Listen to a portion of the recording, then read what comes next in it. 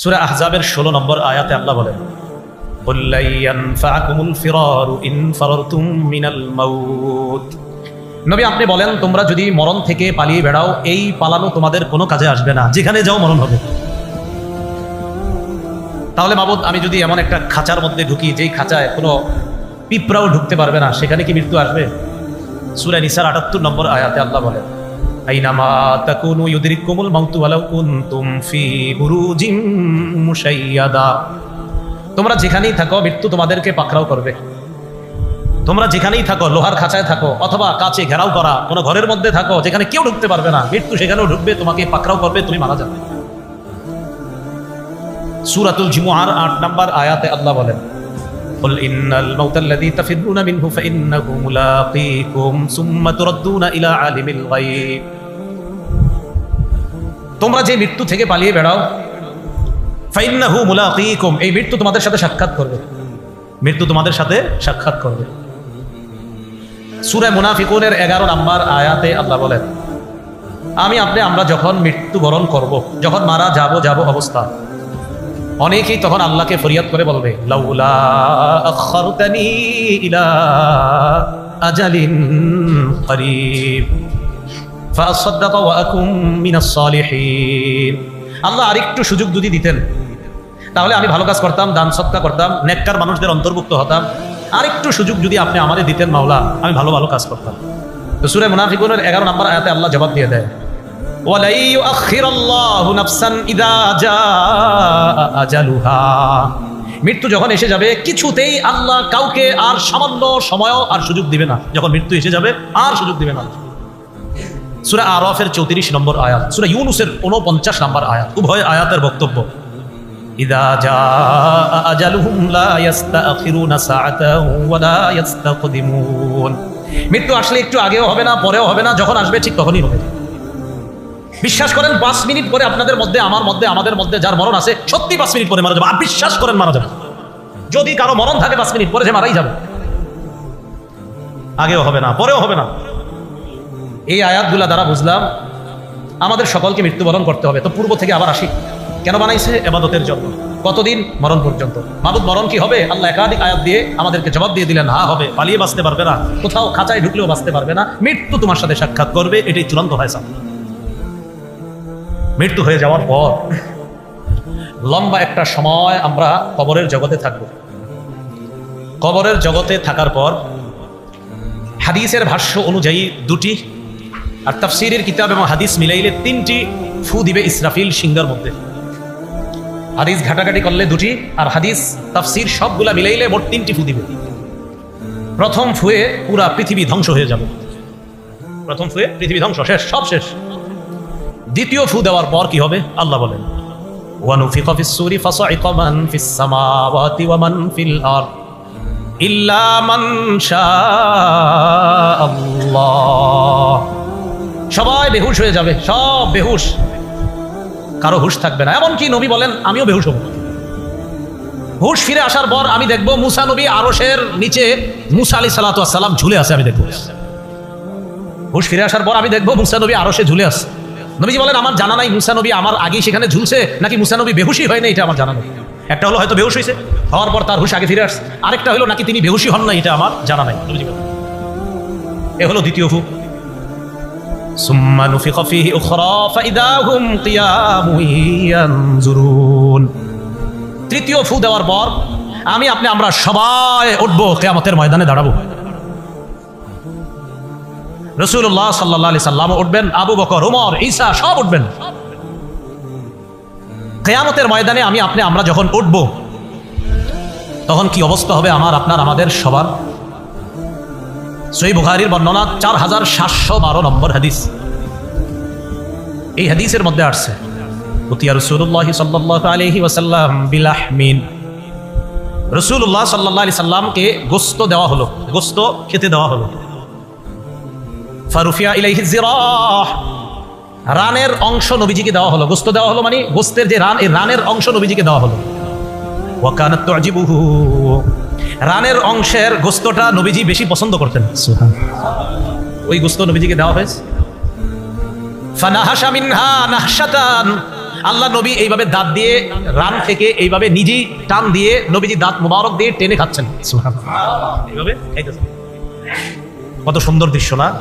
আমি আপনি যদি একদিন স্বপ্নে দেখতাম কেমনে খায় নবীজি। আমার নবীর খাওয়া নিশ্চয়ই সবচেয়ে সুন্দর ছিল, নবীজির পান করাটাও নিশ্চয়ই সবচেয়ে সুন্দর, নবীজির হাঁটাটাও সবচেয়ে সুন্দর। এমনকি এক হাদিসের মধ্যে আসছে, আবু মুসা রাদিয়াল্লাহু তাআলা আনহু বলেন, দাখালতু আলা রাসূলিল্লাহি সাল্লাল্লাহু আলাইহি ওয়াসাল্লাম, রাসূলুল্লাহ সাল্লাল্লাহু আলাইহি ওয়াসাল্লামের কাছে আমি প্রবেশ করলাম। এমন অবস্থায় যে নবীজি সাল্লাল্লাহু আলাইহি ওয়াসাল্লাম মেসওয়াক করছিলেন, ওয়া তারাফুস সিওয়াক আলা লিসানিহি, মেসওয়াকের এক অংশ নবীর জিহ্বার উপরে ছিল। আমি প্রবেশ করলাম, ওয়া হুয়া ইয়াকুলু আ আ, আল্লাহ রাসূল আ আ করছিলেন। কি করছিলেন? এখন দেখেন আমি যে আ করছি বেশি সুন্দর শোনা যায় না, কিন্তু কেমন জানি শোনা গেছে, কিন্তু আমার নবী যে করছে এরকম নিশ্চিত খুব সুন্দর শোনা গেছে। রাসূলুল্লাহ সাল্লাল্লাহু আলাইহি সাল্লাম এইভাবে গোশত টান দিয়ে, দেখেন গোশতটা টান দিয়ে এইভাবে হাড্ডিটা নিয়ে গোশতের টুকরাটা এইভাবে হাতে রাখছে। তো এইভাবে হাতে রাখার পর রাসূলুল্লাহ সাল্লাল্লাহু আলাইহি সাল্লাম বলতেছেন, গোশত একটা মুখে দিয়ে বলতেছেন, আনা সাইয়্যিদুন নাস ইয়াউমাল কিয়ামা, আমি কিয়ামতের ময়দানে আদম সন্তান যারা হবে, মানুষ যারা, তাদের মাঝে আমি হব নেতা। কিয়ামতের ময়দানে আল্লাহ আমাকেই নেতৃত্ব দান করবেন। রাসূলুল্লাহ সাল্লাল্লাহু আলাইহি সাল্লাম প্রশ্ন করলেন, হাল তাদরুনা মিম্মা যালিকা, তোমরা কি জানো কিয়ামতের ময়দানটা কি? ইয়াজমাউল্লাহুল আউয়ালিনা ওয়াল আখিরিন, ইয়াজমাউল্লাহুন নাসাল আউয়ালিনা ওয়াল আখিরিনা ফি সাইদিন ওয়াহিদ। কিয়ামতের ময়দানে পূর্বাপর যত মানুষ আল্লাহ পাঠিয়েছেন, কিয়ামত পর্যন্ত যত মানুষ আল্লাহ পাঠাবেন, আগে যত মানুষ পাঠিয়েছেন, সব মানুষগুলোকে একটা মাঠের মধ্যে আল্লাহ উপস্থিত করবেন। সমস্ত মানুষগুলা কিয়ামতের ময়দানে উপস্থিত হওয়ার পর ইউসমিউহুমুদ দাঈ, একজন আহ্বানকারী তাদেরকে ডাক দিবেন। সব মানুষগুলাকে ডাক দেওয়ার পর, অন্য বর্ণনায় ডাক দেওয়ার পর এদিক সেদিক হবে না, সবাই তার ডাকে সাড়া দিবে। শুধু তাই নয়, দৃষ্টিশক্তি ভয়ে থরথর করে কাঁপতে থাকবে, অবস্থা বড় ভয়ঙ্কর হবে। ওয়াতাদিনু শামসু, নবীজি বলেন সূর্যটা কাছাকাছি চলে আসবে, উত্তাপ হবে, তাপ, প্রচুর তাপ। ফায়াবলুগুন নাসা মিনাল হাম্মি ওয়াল কারাব, এমন অবস্থা হবে মানুষ ভয়ঙ্কর পেরেশানির মধ্যে পড়বে, চিন্তার মধ্যে পড়বে, কষ্টের মধ্যে পড়বে। মা লা ইউতিকুন, এত কষ্ট, যে কষ্ট মানুষ সহ্য করার ক্ষমতাও থাকবে না। সব মানুষগুলা কিয়ামতের ময়দানে এই ভয়ঙ্কর পরিস্থিতির মধ্যে যখন পড়বে, পড়ার পর ওয়ালা ইয়াতাহাম্মালুনা, ধৈর্য করার মতো শক্তি সামর্থ্য থাকবে না, ধৈর্য ধারণ করতেও পারবে না। হাদিসের মধ্যে দুইটা বিষয়, এক নাম্বার নবী বললেন ভয়ঙ্কর ওই পরিস্থিতি গ্রহণ করার শক্তিও তাদের নাই, আবার এটা যে তারা ধৈর্য ধারণ করে মোকাবেলা করবে সেই ক্ষমতাও তাদের নাই। এক নাম্বার পরিস্থিতি, এটা যে গ্রহণ করব এই শক্তিও নাই। আরেকটা, গ্রহণ যেহেতু করতেই হবে, ধৈর্য ধারণ করার ক্ষমতাও নেই। প্রথম কথা, গ্রহণ করারই ক্ষমতা নেই, কিন্তু গ্রহণ করতেই হবে, পরিস্থিতি গ্রহণ করতেই হবে। তো করার পর আবার ধৈর্য ধারণের ক্ষমতাও নাই, কি করবে তখন? তো অন্য বর্ণনায় আসছে মানুষের শরীর থেকে ঘাম পড়তে থাকবে, ঘাম পড়তে পড়তে কারো পায়ের এই পরিমাণ, কারো এর বুখারীর বর্ণনা, কারো হাঁটু পরিমাণ, কারো কোমর পরিমাণ, কারো আবার এমন অবস্থা হবে নাকটা, কান, এই অংশটুকু একবার ঘামের নিচে যায় আবার উঠে। হাদিস দ্বারা বোঝা যায় যার যেই পরিমাণ অপরাধ ওই পরিমাণ ঘাম। এটার মধ্যে যখন তারা পড়বে, এক দল আরেক দলকে বলবে, এই তোমরা কি দেখতেছো না কি ভয়ঙ্কর পরিস্থিতির মধ্যে আমরা আছি, এখন কি করা? এক দল আরেক দলকে বলবে, ইতু আদামা, তোমরা তোমাদের আব্বা আদমের কাছে যাও। ফায়াতুনা আদম, সবাই আদম নবীর কাছে যাবে। যাওয়ার পর বলবে, আনতা আবুনা আদম, আপনি আমাদের আব্বা আদম, আপনি হলেন আল্লাহর সর্বপ্রথম সৃষ্টি, যেই মানুষের মধ্যে আল্লাহ আপনাকে সর্বপ্রথম মানুষ হিসাবে সৃষ্টি করেছেন, আপনি হলেন সেই আদম। শুধু তাই নয়, দুনিয়ার মধ্যে আপনি আল্লাহর সর্বপ্রথম নবী, আবার সর্বপ্রথম মানুষ, আবার আপনি আমাদের সবার পিতা। আলা তারা ইলা মা নাহনু ফিহি আব্বা, আপনি কি আমাদেরকে দেখছেন না? আপনার সন্তান আমরা কত বিপদের মধ্যে আছি। সন্তানটা বলবে, আব্বা আমরা যে কি বিপদে আছি আপনি দেখতেছেন না? আলা তানজুরু, আব্বা আপনি কি দেখেন না? প্রথমে বলবে আলা তারা ইলা মা নাহনু ফিহি আব্বা, আপনি কি আমাদেরকে দেখছেন না আমরা কি বিপদের মধ্যে আছি? এই কথা আদম নবীরে বলার পর তারা বলবে, ইশফা লানা রাব্বাক, আব্বা আপনি আপনার রবের কাছে সুপারিশ করেন, আল্লাহ যেন আমাদেরকে এই ভয়ঙ্কর পরিস্থিতি থেকে হেফাজত করে কিয়ামতের ময়দানে বিচারের পাল্লা কায়েম করে দেয়। ফয়সালা একটা হওয়ার, যা হওয়ার হবে, এই পরিস্থিতি আর সহ্য করতে পারি না। আব্বা আল্লাহকে বলেন বিচারের পাল্লা কায়েম করতে, বিচার হওয়ার পর যা হবার হবে বিচার করতে বলেন, এই পরিস্থিতি আর সহ্য করতে পারতেছে না। এটা কিন্তু বিচার হওয়ার আগের অবস্থা, বিচারের পাল্লা তখন কায়েম করতে। তো এই অবস্থা যখন হবে, হওয়ার পর আব্বাজান আদম সব শুনবে, শোনার পর তাদেরকে বলবে ইন্না রব্বি কদ গদিবাল ইয়াউমা গদবা লাম ইয়াগদাব ক্বাবলাহু মিসলা ওয়া লা ইয়াগদাব বা'দাহু মিসলা। সন্তানদেরকে বলবে, সন্তান আজকে আমার রব এত রাগান্বিত হয়েছে, এর আগে আল্লাহ এত রাগ কখনো হয় নাই, আর আজকের পরে এত রাগ কখনো আল্লাহ হবেও না। আদম নবী বলবে, আজকে আমার রব এত রাগান্বিত, এত রাগ করছে, আজকের আগে এত রাগ আল্লাহ কখনো করেননি, আর আজকের পরে এত রাগ কখনো হবেন না।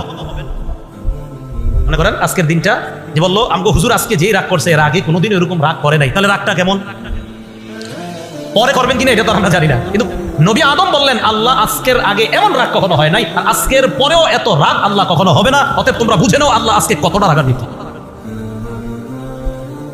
প্রতিদিন এই কথাগুলো একবার চিন্তা করেন, একবার প্রতিদিন চিন্তা আনেন যে আমার আল্লাহ কিয়ামতের ময়দানে এত রাগ করবে, এর আগে এরকম রাগ হয় নাই, এর পরেও এত রাগ করে নাই, তাহলে রাগটা কেমন না জানি। তো এই কথা বলার পর আদম নবী বলবে, আল্লাহ পাক রব্বুল আলামিন আমারে কত বৈশিষ্ট্য দান করেছেন। মানুষই আদম নবীকে বলবে, খলাকাল্লাহু বিয়াদি, আল্লাহ আপনাকে আপন কুদরতি হাতে বানিয়েছে, ওয়া নাফাখা ফীকা মির রূহি, আল্লাহ আপনার ভিতরে রূহ ঢেলে দিয়েছে, ওয়া আমারাল মালাইকা ফাসজাদু লাকা, অথবা ফাসজাদা লাকাল মালাইকা, আল্লাহ ফেরেশতাদেরকে বলছে, নূরের তৈরি ফেরেশতারা আপনি মাটির তৈরি আদমকে আল্লাহ ফেরেশতা দিয়ে সিজদা করাইছে। আব্বা একটু আল্লাহর কাছে সুপারিশ করেন না, আপনি তো অনেক দামি। আদম নবী বলবে, রব এত রাগ, আজকের আগে এরকম রাগ হয় নাই, আজকের পর এরকম রাগ হবেও না। তো আব্বা কি করবো আমরা? আদম নবী কয়, শোনো, আল্লাহ আমাকে বলেছিলেন আমি যেন ওই গাছের ফল না খাই, নাহানি আনিশ শাজারা, আমাকে আল্লাহ নিষেধ করেছিলেন ওই গাছের ফল খাইতে। ফাআসাইতুহু, এই হুকুম পালনে আমার থেকে একটু অন্যরকম হয়ে গিয়েছে। আমি অনুবাদ যা করি ঠিক এটাই মনে রাখবেন, আল্লাহ আমাকে নিষেধ করেছেন এই গাছের ফল খাইতে, আমার থেকে এই নিষেধাজ্ঞার বিষয়টা একটু অন্যরকম হয়ে গিয়েছে। নবীদের শানে অনুবাদ এইভাবেই করা, আমার থেকে একটু অন্যরকম হয়ে গিয়েছে। সাবধান, অন্য কোনো শব্দ নবীদের শানে না বলা, যেটা বেয়াদবি হয়ে যায়। হ্যাঁ, আল্লাহ নবীদের শানে যা বলার বলবে, কিন্তু আমি আপনি বলতে পারি না। তা আদম নবী এটা বলার পর আদম নবী কয়, আল্লাহ যদি আজকে আমারে বলে তুমি কেন ওই দিন ওই নিষেধাজ্ঞা করার পরেও ফলটা খাইলা, আমি কি বলবো আমি জানি না। নাফসি নাফসি, আমি নিজের চিন্তায় আছি। আদম নবী বলতেছে আমি নিজের চিন্তায় আছি। ইযহাবু ইলা গায়রি ইযহাবু ইলা নূহ, আমি ছাড়া তোমরা অন্য কারো কাছে যাও, তোমরা নূহ নবীর কাছে যাও। ফায়াতুনা নূহা, সব মানুষগুলা নূহ নবীর কাছে যাবে। যাওয়ার পর নূহ নবীকে বলবে, আনতা আউয়ালুর রুসুলি ইলা আহলিল আরদ, দুনিয়ার মধ্যে মানুষের কাছে আল্লাহর পক্ষ থেকে আপনি হলেন সর্বপ্রথম রসুল। রসুল বুঝেননি? শরীয়ত যার মাধ্যমে সর্বপ্রথম শুরু হয়, এর মানে হুকুম আহকাম। নূহ নবীর আগে পর্যন্ত শিরিক ছিল না দুনিয়ার মধ্যে।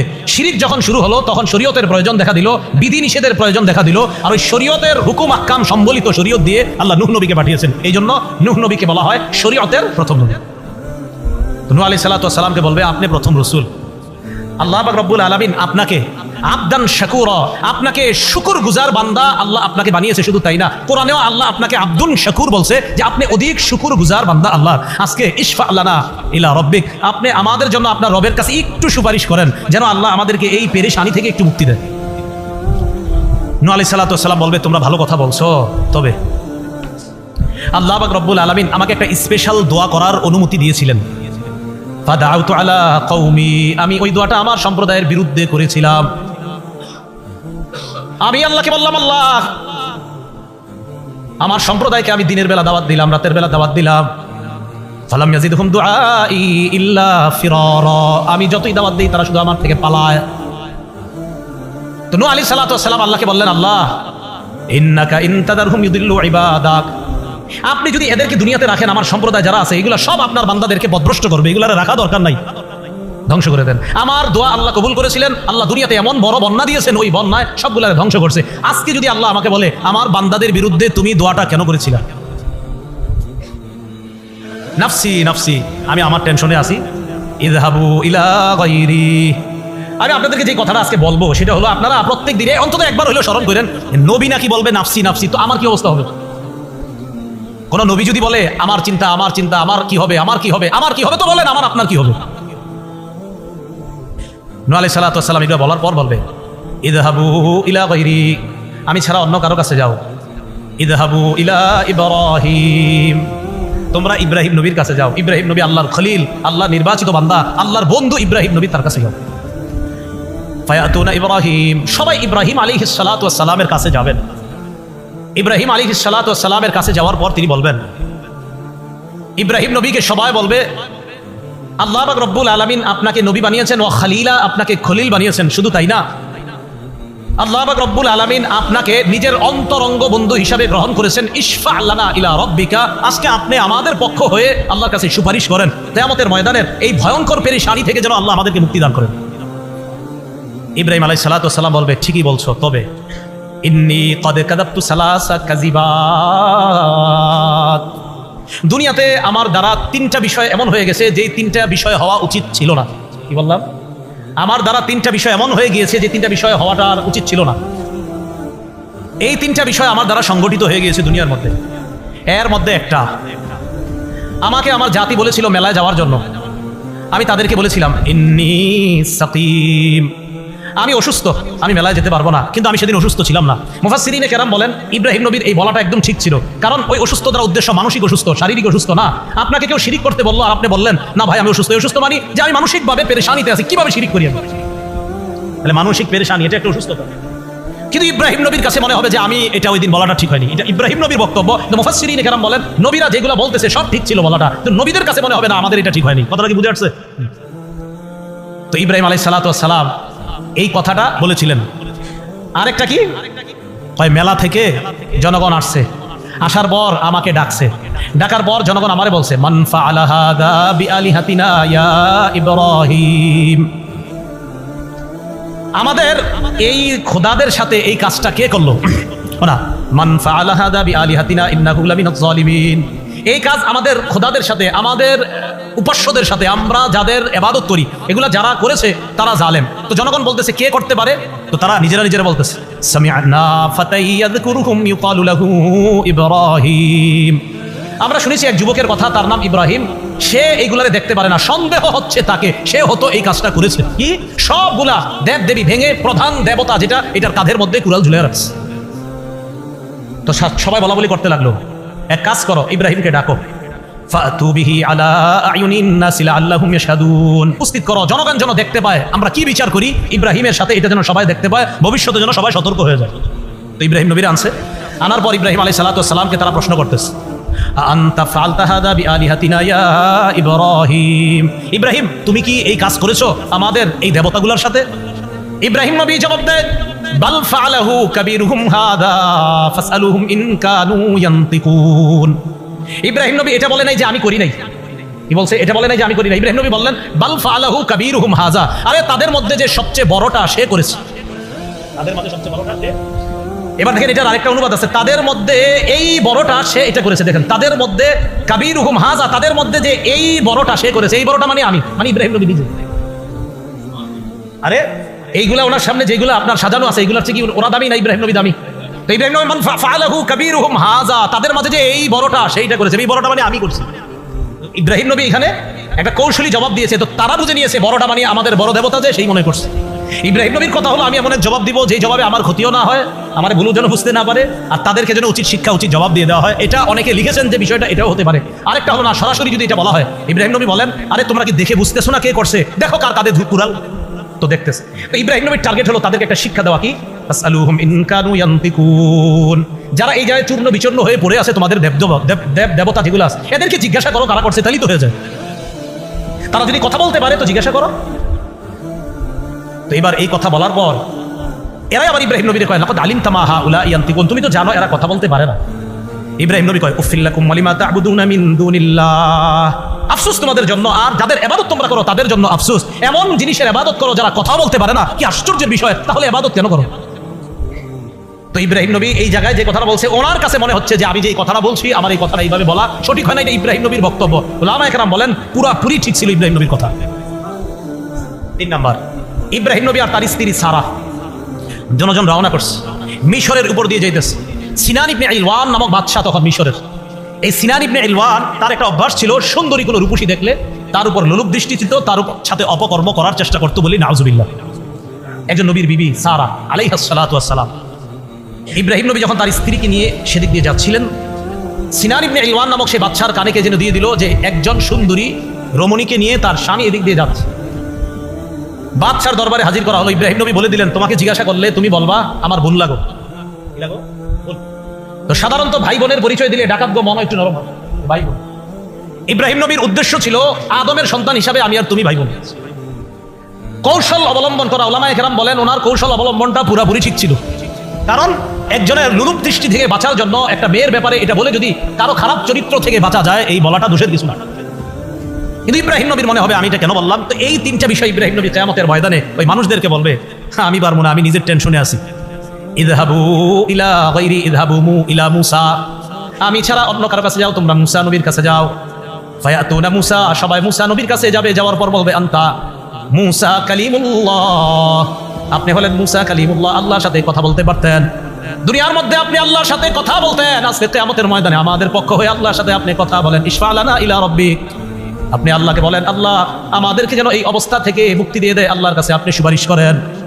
মূসা নবী জবাব দিবে, তোমাদের বক্তব্য ঠিক আছে, কিন্তু দুনিয়ার মধ্যে এমন একজন মানুষকে আমি হত্যা করেছিলাম, ও মার বিকতলি, যাকে হত্যা করার জন্য আমাকে আদেশ করা হয় নাই, আমি তাকে একটু টাচ করেছিলাম, লোকটা মারা গেছে। আল্লাহ কোরআনে বলেন ফাওয়াকাযাহু মূসা ফাকাদা আলাইহি, মূসা নবী একজন এটা ঘুষি দিয়েছিল, মরে গেছে।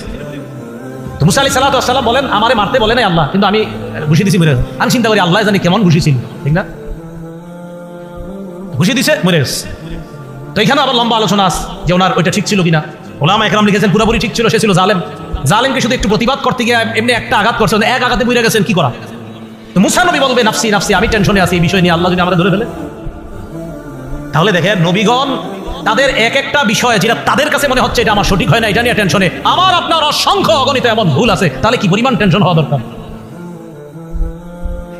মূসা নবী বলবে ইযহাবু ইলা গায়রি ইযহাবু ইলা ঈসা, আমি ছাড়া অন্য কারো কাছে যাও, তোমরা ঈসা নবীর কাছে যাও। ঈসা নবী আল্লাহর একজন কুদরতি সৃষ্টি, বাবা ছাড়া মায়ের পেট থেকে আল্লাহ ঈসা নবীকে দুনিয়ায় পাঠিয়েছেন। ফায়াতুনা ঈসা, সবাই ঈসা নবীর কাছে যাবেন। যাওয়ার পর বলবেন আপনি হলেন ঈসা কালিমাতুল্লাহ, আল্লাহর কালিমা, মানে আল্লাহ বলেছেন কুন, আল্লাহ বলেছেন হও। এইভাবে আপনি দুনিয়ার মধ্যে হয়ে গিয়েছেন। আপনার বাবা ছিল না, বাবা ছাড়াও যে আল্লাহ সন্তান দিতে পারেন এই ক্ষমতাটা আল্লাহ দুনিয়াবাসীকে দেখিয়ে দিয়েছেন। ঈসা নবীকে বলবে ইশফা লানা ইলা রাব্বিকা, ঈসা পয়গম্বর আমাদের জন্য আপনি আল্লাহর কাছে সুপারিশ করেন। ঈসা নবী জবাব দিবে আমার জাতিকে আমি শিরিক করতে বলি নাই, আমার জাতি আমারে তিন খোদার এক খোদা বলছে। তিন খোদার এক খোদা, আমি এক খোদা, আমার আম্মারে বলছে আরেক খোদা, ফেরেশতাদেরকে বলছে আরেক খোদা। আবার কোনো ভাবে আমারে বলছে এক খোদা, আম্মারে বলছে আরেক খোদা, আর আল্লাহ আরেকজন, মানে এই তিন খোদার এক খোদা বলছে আমারে।